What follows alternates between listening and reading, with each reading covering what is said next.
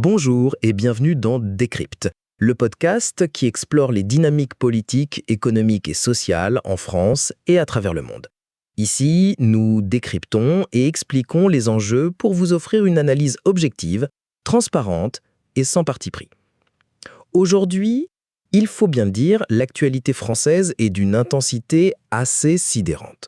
On a un pays qui semble pris dans un cycle de crise à répétition, entre l'instabilité politique, les colères sociales qui ne cessent de gronder et, en arrière-plan, cette menace économique qui pèse comme une épée de Damoclès. Ces derniers jours, deux événements majeurs sont venus secouer le pays, la chute historique d'un Premier ministre et, dans la foulée, un mouvement de contestation d'ampleur qui a mis la France sur pause, ou en tout cas, a tenté de le faire. Alors, loin de se limiter à des faits divers, ces épisodes nous parlent d'une crise bien plus profonde. Une crise qui mêle des défis économiques titanesques et un sentiment de déconnexion, de rupture du lien entre les citoyens et leurs institutions. Pour aller au fond des choses, on va décortiquer tout ça. D'abord, on va s'intéresser à cette séquence politique vraiment inédite qui a mené à la nomination du nouveau Premier ministre, Sébastien Lecornu. Ensuite, on va plonger dans le cœur de la mobilisation d'hier pour en comprendre les motivations profondes. Et enfin, on regardera de plus près cette épée de Damoclès économique pour voir pourquoi cette situation de crise n'est pas près de se résorber. Commençons par ce que j'appellerais le séisme politique. Début septembre, la France a vécu quelque chose qu'elle n'avait jamais connu sous la Ve République, la chute d'un Premier ministre à l'issue d'un vote de confiance à l'Assemblée nationale. C'est le gouvernement de François Bayrou qui est tombé le 8 septembre. Sa nomination en décembre 2024 était déjà un peu un pari et il a tenté de le relever en poussant un budget d'austérité assez brutal. On parle de 38 milliards d'euros de coupe avec des réductions de dépenses publiques, des gels de crédit, mais aussi un truc qui a vraiment fait grincer des dents, la suppression de 2 jours fériés. L'objectif, c'était de s'attaquer à une dette publique qui a atteint des niveaux astronomiques. Sauf que voilà, non seulement ça n'a pas convaincu l'Assemblée, mais ça a réussi l'exploit de souder toutes les oppositions, de la gauche radicale à l'extrême droite.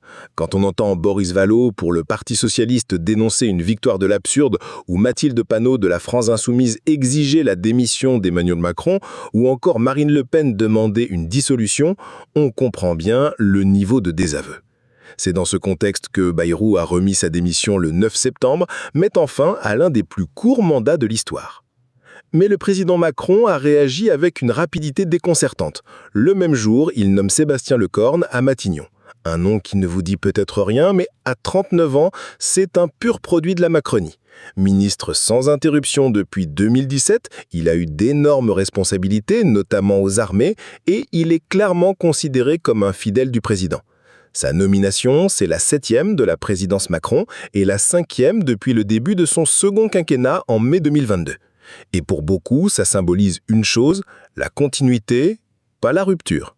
D'ailleurs, Lecornu lui-même, lors de sa brève prise de parole de moins de 3 minutes, a tenté de rassurer en promettant des ruptures sur le fond, mais l'accueil a été glacial. Un sondage Odoxa nous dit que 56% des Français ont une mauvaise opinion de lui d'emblée. C'est un record pour un nouveau chef de gouvernement. Et les oppositions ne sont pas en reste. La France insoumise parle de provocation, Marine Le Pen de bail précaire. Il faut bien comprendre que la tâche de Sébastien Lecornu s'annonce tout simplement herculéenne. Il va devoir faire passer un budget 2026 sans majorité absolue et avec des dossiers comme la taxation des grandes fortunes, la réforme des retraites ou la suppression des jours fériés qui sont déjà sur la table, il va falloir faire preuve d'une capacité de négociation hors commune, avec des forces politiques ultra fragmentées. Et comme si ça ne suffisait pas, en parallèle de ce jeu d'échecs politiques, la rue s'est réveillée. Hier, le 10 septembre, c'était la journée de mobilisation sous la bannière « Bloquons tout », un mot d'ordre qui est apparu sur les réseaux sociaux au printemps et qui a pris de l'ampleur cet été avec le fameux projet de budget d'austérité. Le mouvement a été rejoint par des syndicats comme la CGT et Solidaires et par la France insoumise. Les chiffres de participation sont, comme d'habitude, un peu flous. Le ministère de l'Intérieur parle de 175 000 manifestants, la CGT de 250 000. Mais au-delà des chiffres, ce qui est intéressant, c'est l'ampleur et la diversité de la mobilisation. On a vu des centaines d'actions un peu partout en France. De Paris à Toulouse, en passant par Rennes, Nantes ou Marseille, les blocages ont visé des infrastructures vitales, des entrepôts Amazon, des lycées, des ronds-points, des périphériques et même des voies ferrées.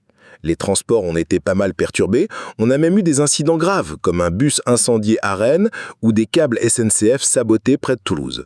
À Paris, 199 interpellations, 473 à l'échelle nationale, il y a eu des gaz lacrymogènes, des canons à eau. L'État a mis les moyens, avec 80 000 policiers et gendarmes déployés. Mais qu'est-ce qui motive cette colère ? En fait, c'est un ras-le-bol global. C'est un mélange de plein de choses. Il y a l'opposition à la politique d'Emmanuel Macron, bien sûr, et aux mesures d'austérité, mais aussi des revendications de justice sociale, de justice fiscale, avec cette fameuse taxe Zuckman qui est revenue sur le tapis. Il y a la défense des services publics, la lutte contre la précarité, la baisse du pouvoir d'achat. Il y a même des drapeaux palestiniens et des slogans dénonçant ce qu'il se passe à Gaza. C'est un cri de colère multifacette. Et un sentiment partagé par beaucoup de manifestants, c'est de ne plus être écouté, comme l'exprimait d'un nombreux. La démocratie, elle n'existe plus, on n'a plus que ce moyen-là. Le mouvement a des points communs avec celui des Gilets jaunes de 2018, pas de leader structuré, une colère contre les élites, une utilisation massive des réseaux sociaux, mais il se distingue aussi avec une coloration plus à gauche, et visiblement une composition sociologique qui inclut davantage d'étudiants et de cadres surdiplômés. Et ce qui est sûr, c'est que ce n'est qu'un début. La prochaine étape, c'est déjà le 18 septembre, avec une nouvelle journée de grève intersyndicale. Alors, on pourrait penser que la crise est avant tout politique et sociale, mais en fait, elle est profondément économique, et c'est ce qui explique en grande partie ces tensions. Derrière les événements, il y a cette corde haute sur laquelle la France avance. Le pays est lourdement endetté, avec une dette publique qui atteint les 3 200 milliards d'euros, soit 115% de son PIB. C'est énorme. Mais ce qui est encore plus inquiétant, c'est le déficit budgétaire annuel. Chaque année, la France dépense 180 milliards d'euros de plus qu'elle ne gagne. Ça représente 5,8% de son PIB. Et ça veut dire qu'elle doit emprunter massivement pour combler le trou. C'est un peu un puits sans fond. Plus la dette augmente, plus il faut payer d'intérêts et plus la machine s'emballe. Pour revenir à l'équilibre, il faudrait faire environ 120 milliards d'euros d'économies. On voit le problème. Réduire autant les dépenses publiques aurait des conséquences terribles sur la croissance, l'emploi, le pouvoir d'achat. D'autres pays l'ont expérimenté avant nous. La Grèce, en 2009, par exemple, a mis en place des plans d'austérité qui ont provoqué une récession profonde sans pour autant résoudre le problème de la dette. Le nouveau gouvernement n'a pas beaucoup d'options. Augmenter l'âge de retraite, très impopulaire. Taxer les grandes fortunes, comme le propose la gauche, la fameuse taxe Zuckman pourrait rapporter 15 à 25 milliards d'euros, mais ça ne suffirait pas et c'est loin d'être à l'unanimité. La grande peur, ce n'est pas la faillite au sens strict, mais le moment où les marchés ou la Banque centrale européenne ne feront plus confiance à la France et lui imposeront des mesures d'austérité drastiques, comme on a vu en Grèce, où le PIB avait chuté de 25% et le chômage avait explosé. Les prévisions les plus pessimistes évoquent ce scénario dès 2031-2032 si rien ne change. Le défi pour le gouvernement Lecorne, c'est de naviguer entre la rigueur budgétaire nécessaire et l'acceptabilité sociale. Et ça, dans le contexte politique actuel, ça ressemble à une mission impossible. Alors, en guise de conclusion, ce qu'il faut retenir, c'est que la France est clairement à un carrefour critique. On a l'instabilité politique, la colère sociale et des défis économiques qui s'entremêlent pour former une crise profonde. La nomination de Sébastien Lecorne, c'est la tentative d'Emmanuel Macron de reprendre la main après la chute historique de Bayrou, mais elle est accueillie avec un scepticisme généralisé. Le mouvement Bloquons tout a rappelé avec force la diversité et l'étendue des colères qui traversent la société française, et cette mobilisation est le symptôme d'une crise de confiance profonde envers les institutions. Sur le plan économique, l'équation est insoluble, il faut faire des réformes, mais l'austérité risquerait d'aggraver les tensions sociales. La France est une démocratie à l'épreuve. L'avenir dépendra de la capacité des acteurs politiques à faire preuve d'humilité, d'écoute et surtout de la volonté de construire des compromis durables pour apaiser les tensions. Sans une vraie rupture avec les méthodes passées, le cycle infernal des crises pourrait bien se poursuivre.